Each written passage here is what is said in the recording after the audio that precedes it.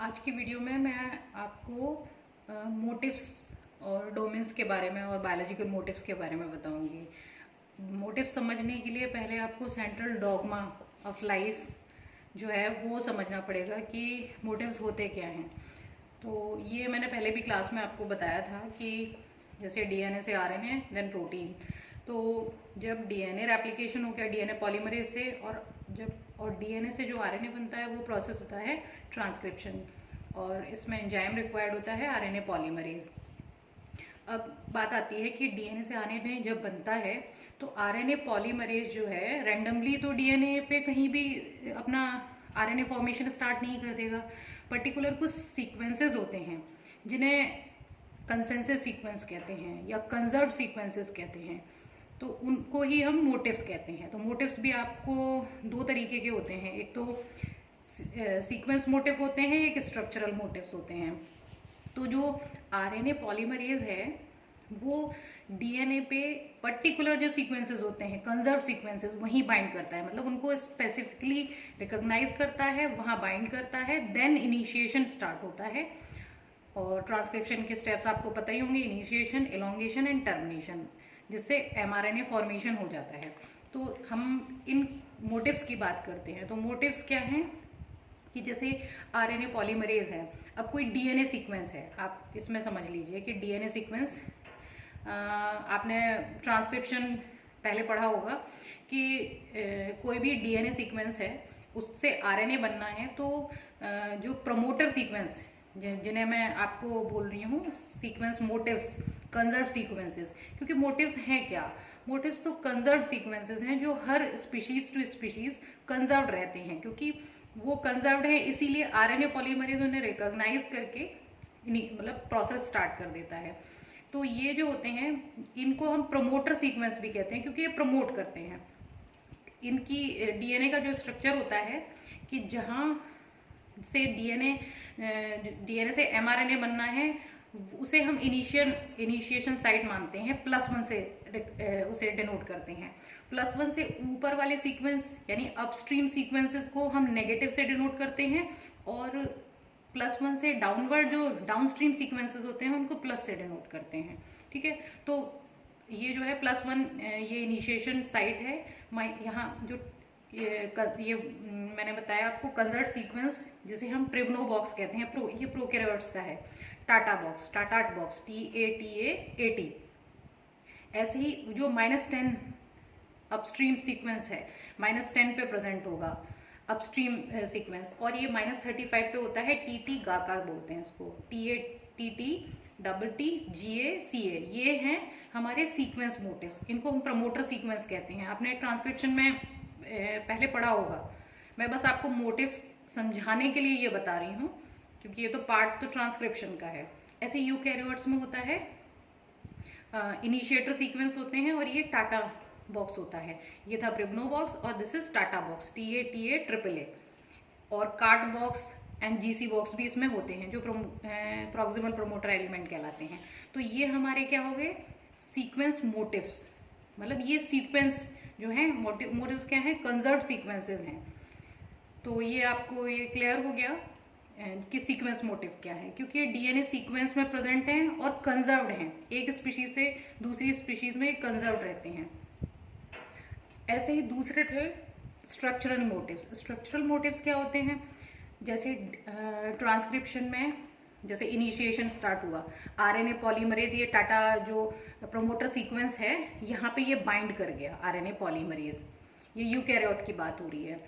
तो यहाँ -30 पे था TATA तो यहाँ पे क्या होता है ट्रांसक्रिप्शन फैक्टर्स आपने पढ़े होंगे कि ट्रांसक्रिप्शन फैक्टर्स लगते हैं उसके बाद इनिशिएशन स्टार्ट होता है। तो ये ट्रांसक्रिप्शन फैक्टर दो तरीके होते हैं, जनरल ट्रांसक्रिप्शन फैक्टर और दूसरे होते हैं सेल स्पेसिफिक ट्रांसक्रिप्शन फैक्टर, जिन्हें एनहांसर या साइलेंसर्स कहा जाता है। जो सेल स्पेसिफिक ट्रांसक्रिप्शनल फैक्टर्स होते हैं एनहेंसर और साइलेंसर, वो क्या होता है, वो जीनोम में, जैसे ये डीएनए सीक्वेंस है इससे आरएनए बनना है और ये आरएनए पॉलीमरेज प्रोमोटर साइट पे लग गया। जो एनहेंसर और साइलेंसर होते हैं, एनहेंसर से आपको समझ में आ रहा होगा प्रोसेस को एनहेंस करेंगे, और साइलेंसर मीन साइलेंस करेंगे। ये एनहेंसर और साइलेंसर जो है इसी डीएनए सीक्वेंस में बहुत दूर प्रेजेंट होते हैं, डिस्टेंटली लोकेटेड होते हैं। तो वहाँ क्या होता है, ये एनहेंसर सीक्वेंस जो है डीएनए सीक्वेंस ही है भाई। जीनोम तो यूकैरियोटिक जीनोम तो काफ़ी लंबा होता है, और ये सीक्वेंस जो है डिस्टेंटली लोकेटेड होते हैं, इसलिए इनको हम ट्रांस रेगुलेटरी प्रोटीन्स कहते हैं। ये डीएनए सीक्वेंस एनहेंसर जो हैं क्या करेंगे, ये आरएनए बनाएंगे, आरएनए से प्रोटीन बनेंगे। ये जो है रेगुलेटरी प्रोटीन्स कहलाते हैं, क्योंकि ये प्रोसेस को रेगुलेट करते हैं, ट्रांसक्रिप्शन को, इसलिए इनको रेगुलेटरी प्रोटीन्स कहते हैं। और ट्रांस रेगुलेटरी प्रोटीन्स क्यों कहते हैं, ट्रांस का मतलब है ये जो प्रमोटर सीक्वेंस हैं ये सिस एक्टिंग होते हैं, मतलब ये आरएनए पॉलीमरेज ये नियरली प्रेजेंट होते हैं जहाँ ट्रांसक्रिप्शन स्टार्ट होना है, सिस एक्टिंग है। जबकि ये ट्रांस एक्टिंग है क्योंकि ये डिस्टेंटली लोकेटेड होते हैं, और वहाँ ये सिंथेसाइज होकर रेगुलेटरी प्रोटीन यहाँ आरएनए पॉलीमरेज पे बाइंड कर जाता है। अब ये रेगुलेटरी प्रोटीन्स हैं, ये भी कंजर्व्ड सीक्वेंसेस से बने हैं, क्योंकि ये कंजर्व्ड हैं, कंजर्व्ड सेकेंडरी स्ट्रक्चर हैं जो एक स्पीशीज से दूसरी स्पीशीज में कंजर्व्ड रहते हैं। इन्हीं को हम कहते हैं स्ट्रक्चरल मोटिव्स, क्योंकि ये कंजर्व्ड सीक्वेंसेस से जो ये ट्रांस रेगुलेटरी प्रोटीन्स बनी हैं ये कहलाती हैं स्ट्रक्चरल मोटिव्स। ये स्ट्रक्चरल मोटिव्स के एग्जाम्पल हैं helix turn helix, leucine zipper, zinc finger, helix loop, helix. ये सेकेंडरी स्ट्रक्चर हैं। तो ये आपका हुआ स्ट्रक्चरल मोटिव्स। स्ट्रक्चरल मोटिव्स मतलब समझाने के लिए मुझे इसी सेंट्रल डॉगमा पे जाना पड़ा। अब हम आते हैं, तो आपको स्ट्रक्चरल और सीक्वेंस मोटिव समझ में आ गया। स्ट्रक्चरल मोटिव तो प्रोटीन सीक्वेंसेस हैं, प्रोटीन मोटिव्स हैं, क्योंकि वो स्ट्रक्चरल हैं, जैसे अल्फा हेलिक्स, इसमें हेलिक्स टर्न हेलिक्स, ये मैं एक्सप्लेन करूंगी अभी आपको। अब मैं आती हूँ, ये मोटिव्स एंड डोमेन्स क्या होते हैं, what is motifs and motifs. तो आप समझ ही गए कि हाईली कंजर्व रीजंस हैं, जो highly conserve reasons present in protein sequences जो फंक्शनली इंपॉर्टेंट होते हैं, क्योंकि इनका एक पर्टिकुलर फंक्शन है। जैसे ये हेलिक्स टर्न हेलिक्स जो है ट्रांसक्रिप्शन को रेगुलेट कर रहा है, एक जो पर्टिकुलर प्रोटीन बननी है उसकी सिंथेसिस को रेगुलेट कर रहा है। डोमेन्स क्या होते हैं, ये सेकेंडरी स्ट्रक्चर होते हैं। आपने देखा है हेलिक्स टर्न हेलिक्स क्या है, हेलिक्स लूप हेलिक्स, तो ये सेकेंडरी स्ट्रक्चर हैं, सेकेंडरी प्रोटीन है। और ये डोमेन्स जो होते हैं टर्शरी स्ट्रक्चर प्रोटीन होते हैं, ये भी कंजर्व्ड सीक्वेंसेस हैं।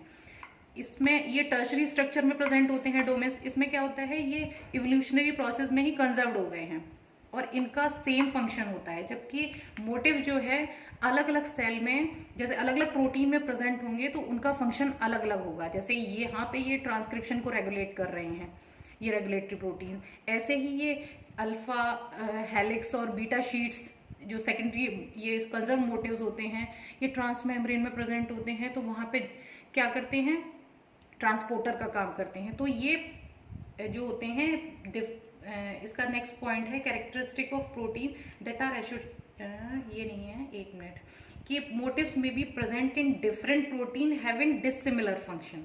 मतलब डिफरेंट प्रोटीन में ये प्रेजेंट होंगे, उनका फंक्शन भी अलग अलग होगा।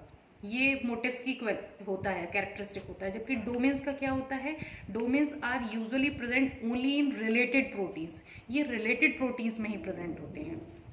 ये आते हैं protein associated with a particular arrangement of amino acid and fold with rest of protein. ये इंडिपेंडेंटली फोल्ड नहीं हो सकते, क्योंकि ये सेकेंडरी स्ट्रक्चर हैं।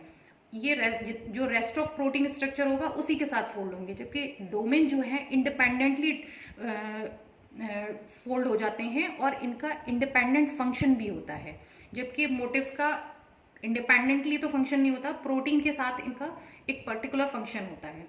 मोटिव्स क्या होते हैं, जनरली स्मॉलर देन डोमेन से छोटे ही होंगे ऑब्वियसली, क्योंकि डोमेन्स के अंदर ही मोटिव्स हैं, तो ये डोमेन से छोटे होते हैं। और डोमेन्स जो होते हैं, मैंने आपको पीडीएफ भेजा था, उसमें आप करेक्शन कर लेना, ये जो है 50 to 250 अमाइनो एसिड्स के बने होते हैं डोमेन्स। वो जो पहले मैंने पीडीएफ भेजा था उसमें आप करेक्शन कर लीजिएगा, ठीक है। और motifs are the part of primary and secondary structure of protein obviously. और डोमेन्स जो होते हैं वो टर्शरी स्ट्रक्चर के टर्शरी स्ट्रक्चर में प्रेजेंट होते हैं।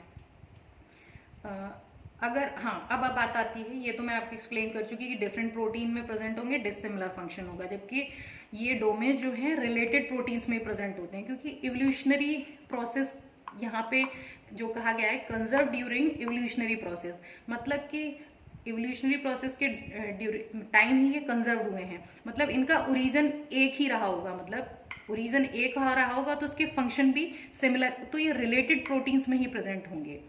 कि जब इनका ओरिजिन अगर सेम है, कोई भी इनका एक कोई एंसेस्टर है, तो उससे ये उससे रिलेटेड है, मतलब उसमें प्रेजेंट है, तो ये हुआ कि रिलेटेड प्रोटीन्स, उससे रिलेटेड प्रोटीन्स में ही पाए जाएंगे ये।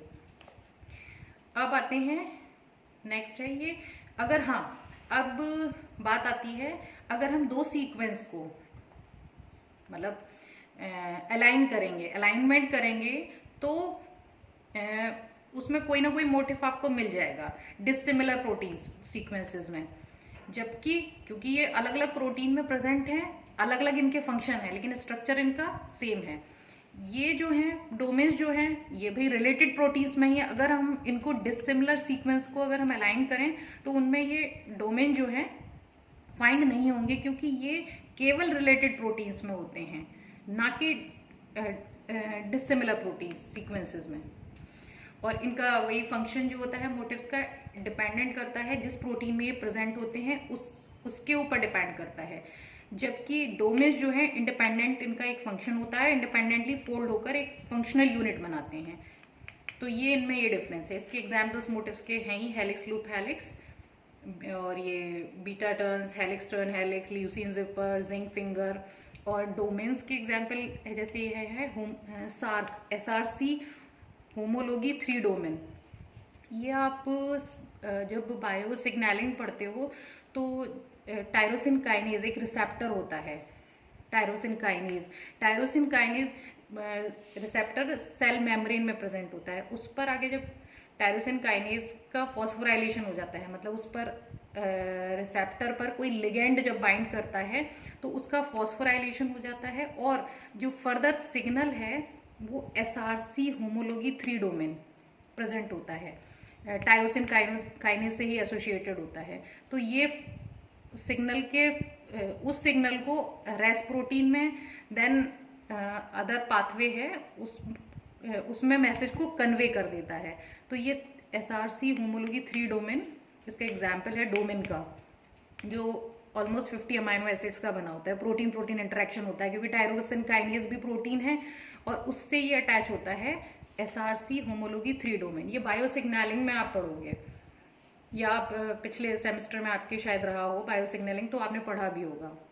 और दूसरा जैसे एग्जाम्पल है क्रोमेटिन ऑर्गेनाइजेशन मॉडिफायर।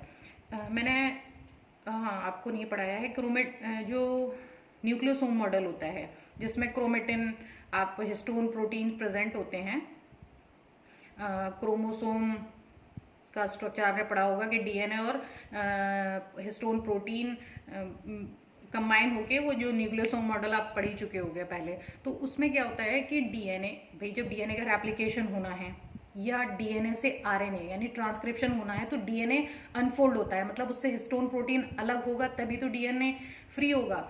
तो जो क्रोमेटिन मॉडिफायर है ये जो हिस्टोन प्रोटीन्स होती हैं उनको मॉडिफाई कर देता है उसको रिमूव करने के लिए। तो ये क्रोमेटिन ऑर्गेनाइजेशन मॉडिफायर जो है डोमेन का एग्जाम्पल है। तो इस तरीके से आपका ये हो गया।